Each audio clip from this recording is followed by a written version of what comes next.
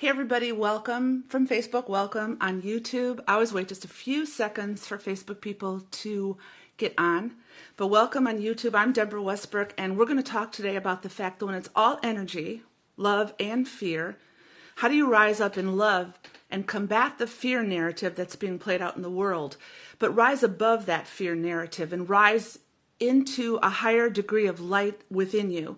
That you're going to have to go through it, you watch it, you observe it, you discern it, but you don't buy into the narrative in the world today. You are in the world, but not of the world. Therefore, when we talk about being divinely human, Jesus walked divinely human in his humanity in the time he was in. That is also the reality in which we walk. So we're going to talk today about divinity transcending human limitations. This is not a dream, this is reality. We're going to talk about really integrating this in your life and also facing fears, but also being aware that they're out there. And how do you? Because I believe, as I'll get ready to say soon while we're waiting for people to get on, fear is increasing. The narrative is increasing. It's reality. So we'll talk about that. This is my bent. Hi, Rita. Hi, Charlene. This is going to be an uplifting message, but first we have to confront the reality. So I hope everyone's doing good. I'm going to wait a minute or so. We're entering into some beautiful days in Northern California and on the coast. It's kind of gorgeous. I think we take for granted the weather here. It's always, there's no humidity here. It's always really nice. And so sometimes rain is really good. Cloudy days are nice. Fog is nice. So it's funny that you can sometimes almost get tired of the sun. So I hope you're hearing me okay, and we'll get started. I hope everybody's doing good. So let me get started. If you're going to watch this on the replay, I hope you enjoy this, because this is the integration of my message. I am going somewhere in knowing who I am, and I just love these messages. So, hey, Laureen. So let me get started. Everything's energy. That includes love and it includes fear. You determine the intensity of what you want to rise in your life. But you never rise in anything without first confronting the reality of what you see. You do not live in bliss, and you do not live in being unaware that things are there, that there's a fear narrative in the world, but you are in the world, but not of the world. And it is time for us to rise up, being that we are light. This is just not a theological spiritual word that we use to make us feel good. We are. So as we're entering 2023, I'm going to tell you, I firmly believe that it's going to be some of the most tumultuous, chaotic times we've been in, where fear as a pervading narrative is going to try to capture us. But we are greater than that. This is not just a feel-good message. This is time for you to take action, to believe that as being divinely human, that you can transcend human limitations through sheerly understanding and expanding awareness of oneness in you. So we're going to get a little specific. So how this message developed in me, it was coming, but I've been listening a lot to visionaries, futurists like Greg Braden and John Peterson, not Jordan Peterson, John Peterson, and other visionaries that they recommend as they see where we're going in this. And they do not look at this with a fatalistic view. They're knowing that as a collective, we are able to rise up. But we first have to face what it is we're leaving. So in order to arrive at a destination, you have to go through things. So we are not going to avoid the tumultuous times that are upon us. That is not, don't label everything conspiracy. This is beyond politics. It is beyond cultural. It is what is happening in the collective conscious, and it was happening on the planet now. So when you listen to these people talk, they talk with a no-nonsense attitude, and they're somewhat bridging the gap in between a transitioning into a higher vibrational realm of energy, knowing who I am, that I am light. So we have to kind of stop talking about it so much, and we need to do the greater works, like Jesus said. There comes a point where there's not a whole lot left to talk about unless we step out, and this is irrespective of where you are financially, how old you are, where you live. You are the bearer of an increasing level of light. and that is a less dense level. It's not as dense as the earth realm.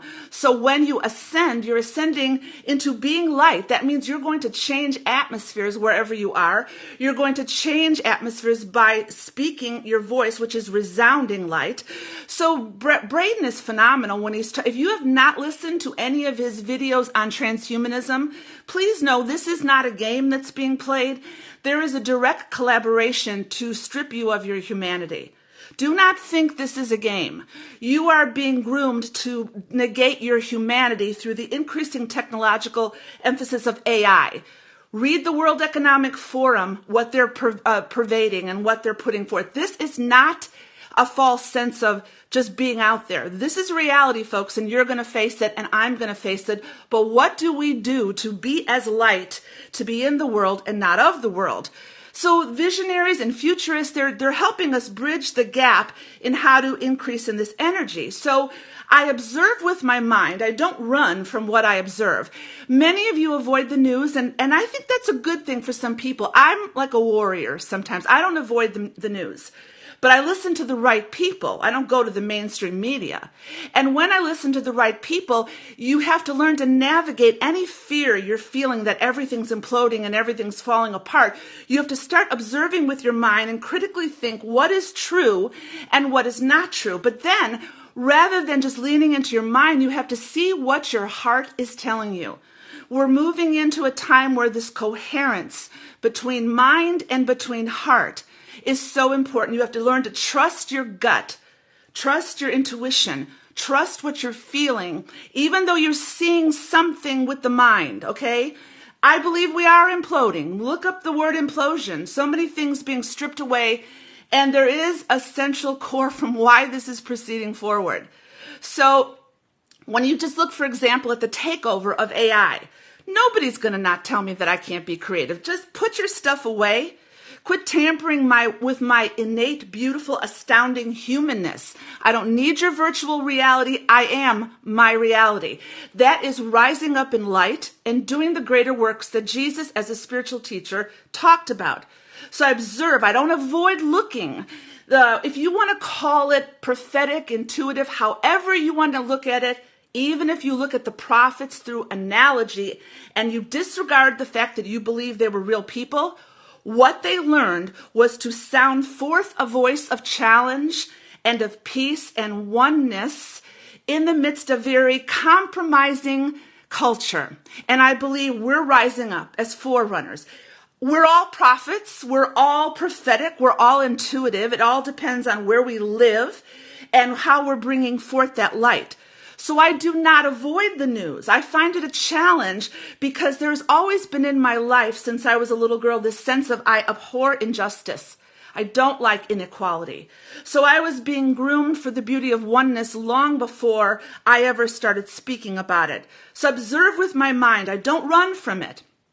If some of you can't handle it, that's okay. Don't.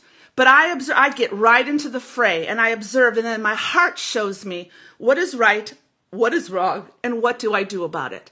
What do I do in this earth realm rather than consistently talk about it? How do I walk in the reality and give you the tools of encouragement to help you know that you are brilliant and you are brave and you are courageous? So in my divinity, I transcend human limitation. Jesus showed that clearly.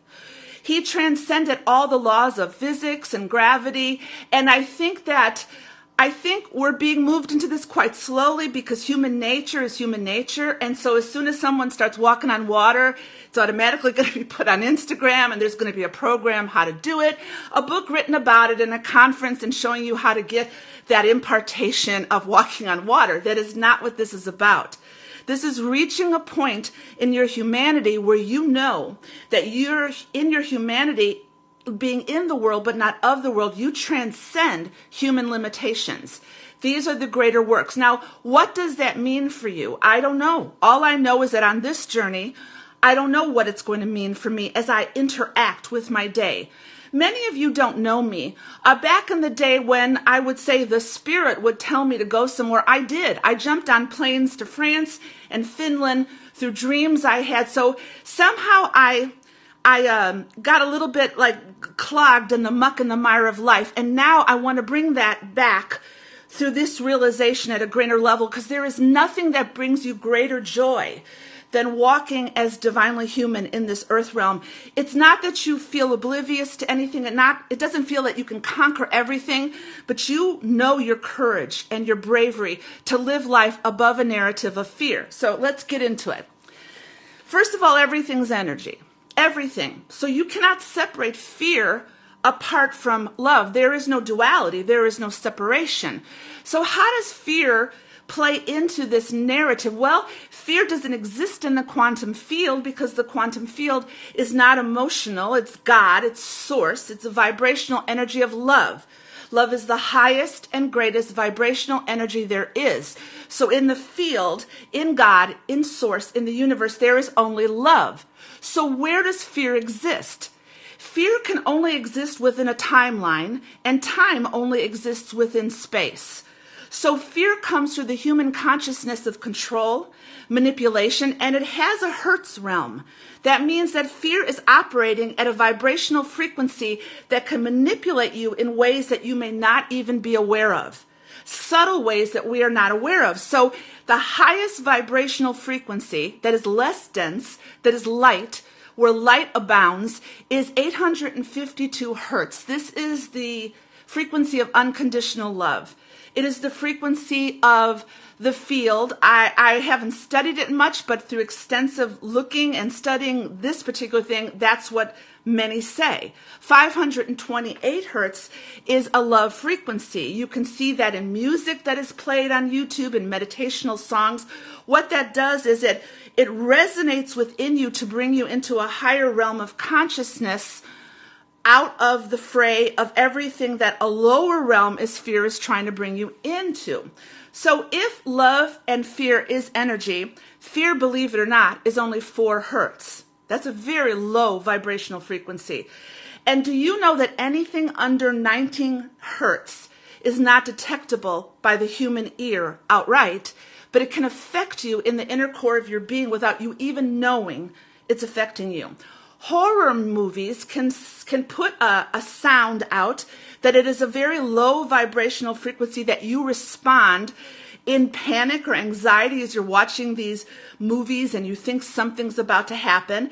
So it is a very low vibrational frequency. So what's to say that that isn't being perpetrated upon the human race now by globalists, by elitists, by people that want to control us back into a narrative of hierarchy and all the little people? It's all over. Open your eyes and see it. It is for freedom that the Christ field has set you free. Do not be enslaved again by any yoke of slavery pulling you out of your humanness. Do not buy the narrative. So these are subtle ramifications of fear that help us then form a perspective in our life. Then we fear the unknown. We fear everything that's coming, and the media jumps on that in order to make a dollar. The culture jumps on that, trying to make a buck because it's fostered in greed and narcissism and control. And for those who are not aware of it, they back up into a corner, and pretty soon their observation and their perception becomes skewed through a lens of fear. It affects their physical life because fear can influence the anxiety and the chromatin of your DNA. And as you constrict it, it will affect your health without you even knowing it. You live behind a barrier of fear, and then what begins to happen is you no longer take chances in life. You no longer be creative. You're going to play it safe. And playing it safe in this day and age is not where you want to be. Now, you want to move in wisdom, which is a beautiful path of light, but you don't want to play it safe. So fear creates the narrative in your life. So are you walking in an increased love energy, which makes you bold and courageous? Or are you living in fear and playing it safe and just holding back and waiting, consistently standing on the cliff but never jumping? It's not the time to do that. So what I decided and kind of thought within myself is that fear is unrealized love. It exists within the consciousness of people. We are entangled. You are in me with oneness. We are entangled. So the fear that rises up in you can try to control me if I allow it. That's why you have to be very cautious and wise with what you resonate with. But like I said, I'm a warrior, so I don't avoid anything. I really don't. And I think many of you are like that. I think this is an upgrade from the whole prophetic stuff we went through. There was something to be learned from that. This battle we're fighting, and it's not actually a battle, it's an internal evolution of the reality of oneness. So fear is unrealized love, existing through the resonance that you come into contact with in media, with people on the planet right now, and you will walk in love rising or you will walk in fear. It's one of two things. So to realize it means to become fully aware and to understand clearly. How do you do that? You don't avoid looking at it head on. Perfect love casts out fear, but you're going to encounter fear. There's a rational fear and an irrational fear. We'll talk about that next week. You will encounter this. You cannot get by. You do not live in bliss right now, okay? You will go through all this to get an increase of light within you. So you will not avoid this. So let's talk about God. Now, I know that many people watch this that do not have a Christian background, so it's really okay with me if you refer to the field as God, source, universe. But the field is all vibration.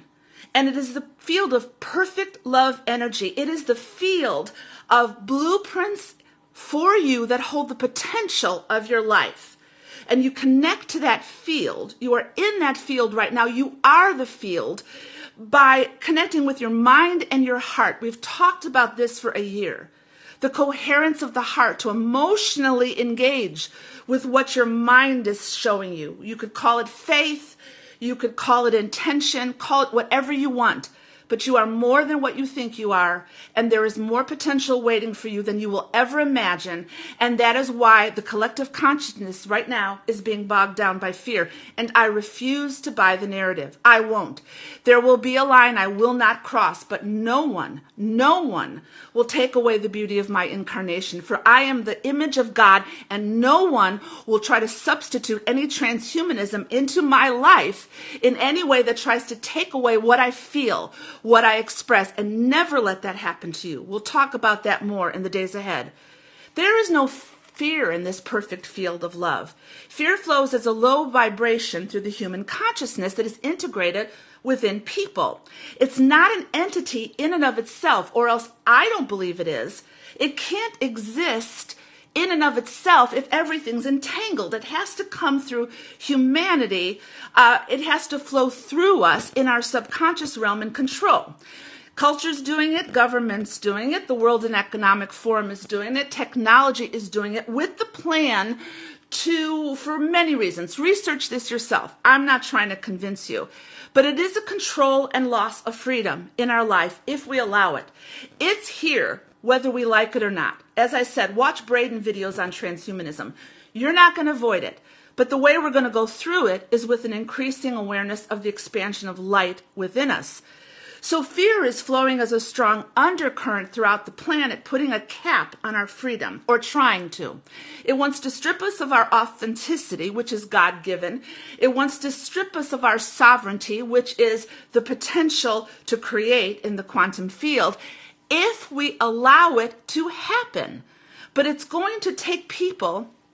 Are you ready? That's all I'm going to say. Are you going to retreat and hold back, or are you going to stand firm? What will you be challenged with where you will say, no more, no more? And that's a personal decision in everyone's life. So why am I speaking about this? Well, don't we know this? Yeah, we know this. And we see this, and we like posting about it on social media. But I'm kind of personally, just myself, I'm kind of tired of always reading about it. I'm tired of all the words. I want to see how I can live divinely human right now, not waiting. Jesus was the God-man, and you know that. You don't have to believe in him in any way.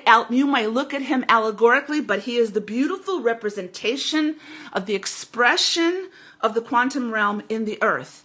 He was the God-man. He transcended so many things, and he told us to do the greater works. So if you listen to the video from last week, you'll see that all of this in my life is flowing from 3 verses. I'm not a religious person. I and the Father are one. When I start realizing this, I go, that's pretty profound.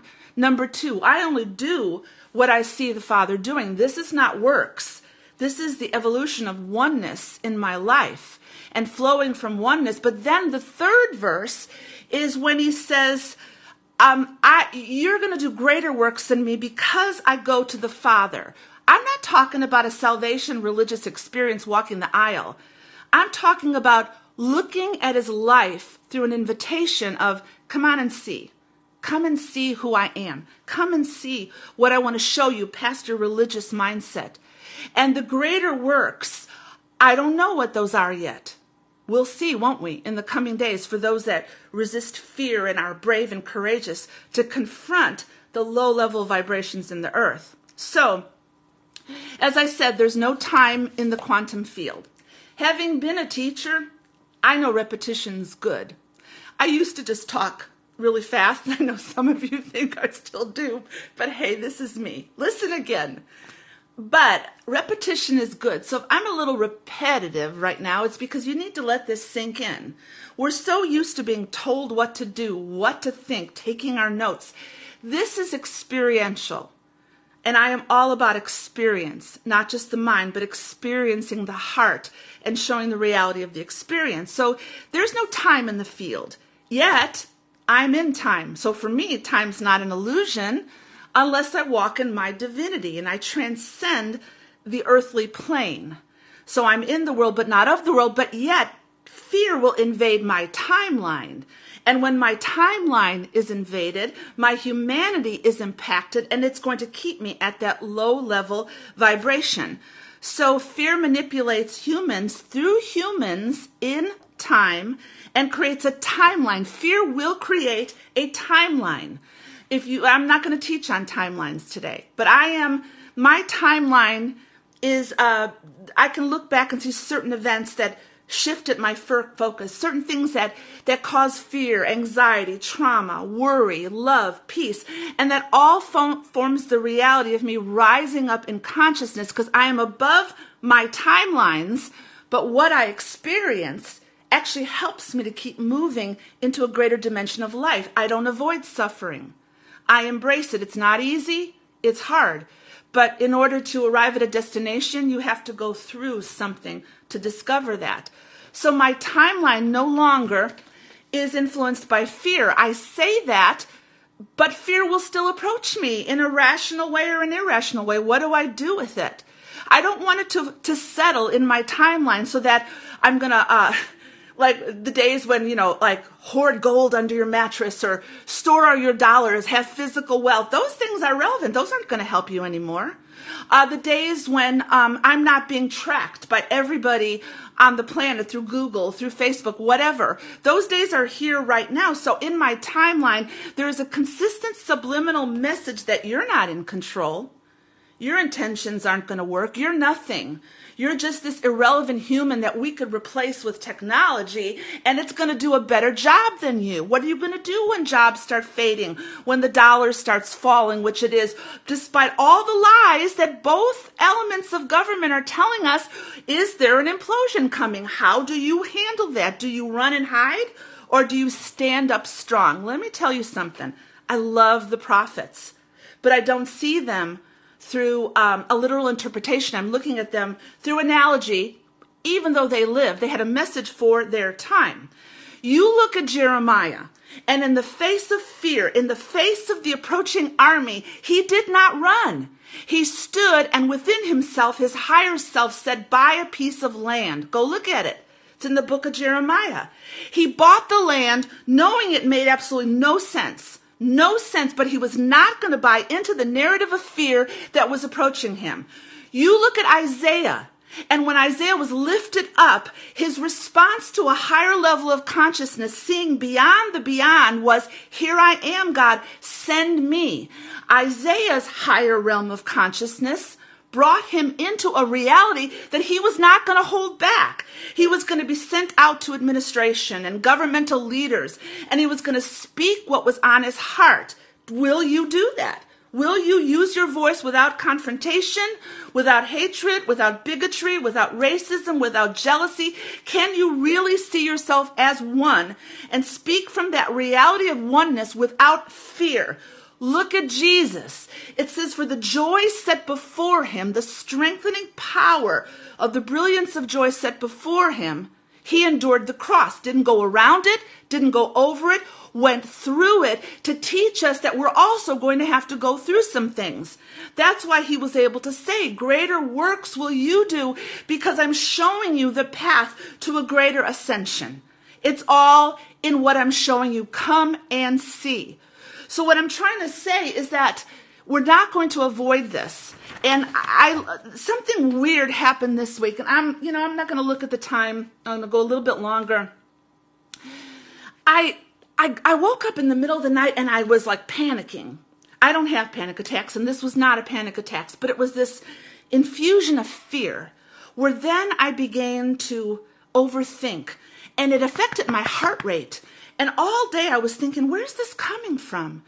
And then I realized that after listening to some of these futurists and visionaries talk, they talk with hope, but they also talk with hope and they also speak with reality. And I'm like, can it get that bad?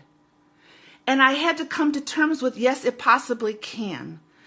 The way of life as we know it is never going to return to what we considered normal before these past 3 years. It's not going back there. So what does it mean that things are changing? Can I handle that? Or am I going to move in fear and try to maintain everything in my life through control and apprehension? And I realized that my message in life was to help you see, I'm going to help you and constantly encourage you to be brave and courageous, because I am. I'm not there yet. I'm still in process, but I don't see any other way but to confront these things as Jeremiah, as Isaiah, as Jesus. There's so many spiritual people in this earth today that aren't avoiding it by trying to ascend to this place of bliss that really doesn't exist except in your mind, because if you enter your heart is always undergo a measure of suffering or sorrow. What do you do with it? So it is for freedom that Christ has set me free. Stand firm and do not let yourselves be burdened by a yoke of slavery. What does that mean? It is for my own personal sovereignty and my own personal authenticity. You can't be me and I can't be you. That is freedom, and that is what is trying to be stripped out of our life. It is for freedom that Christ, not the person of Jesus, folks. Jesus' last name was not Christ. The Christ is the field. Call it the anointing. Call it the vibrational field of the quantum realm. It is for freedom that the Christ field calls me to experience my potential. It calls me to invites me into a realm of risk and courage and braveness to believe I am more than anyone has ever told me.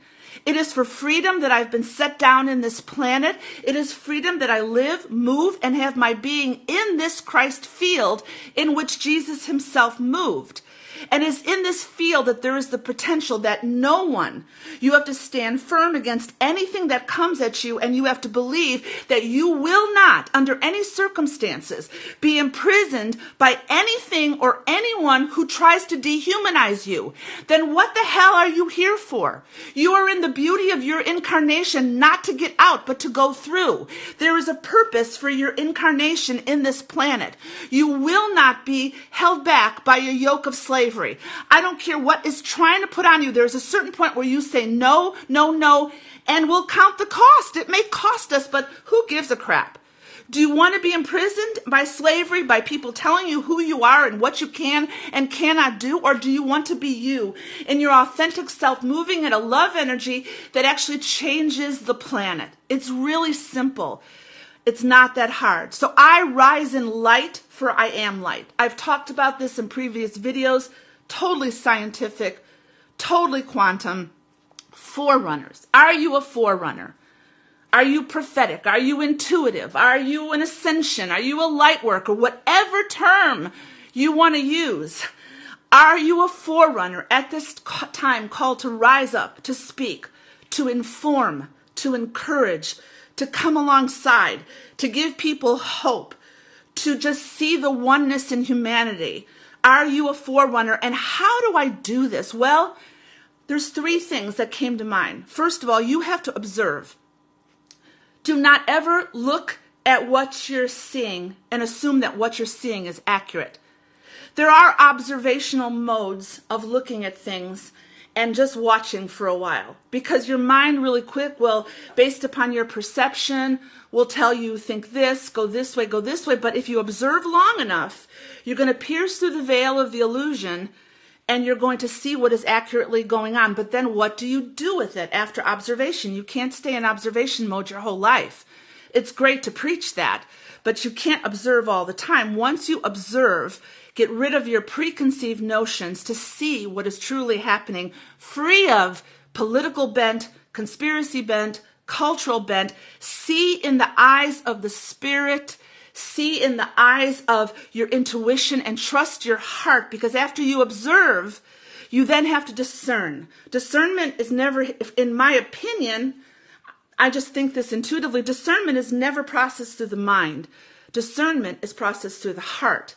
That's why we've lost all measure of critical thinking. That's why we're believing all these lies, because we're not actually thinking it through and trusting our heart. So once you observe and you think, wait a minute, that doesn't look right, you then discern, which is separating that which is wise and that which is false, truth from untruth. It's a separation, and it happens first within you to discern by trusting your heart. When you're in that coherence, you have beautiful access to the quantum field, and you will rise. That's reality. You will rise when you're challenged and you're changed, and the beauty of your incarnation, free from all manipulation. It is a knowing. And I'm reading all your comments, but I'm on such a roll that you are saying some incredible things, and I thank every one of you for watching. So let's end with this, just to remind you, this will be continued next week. I'm going to read to you what I wrote. I want to remind you of this.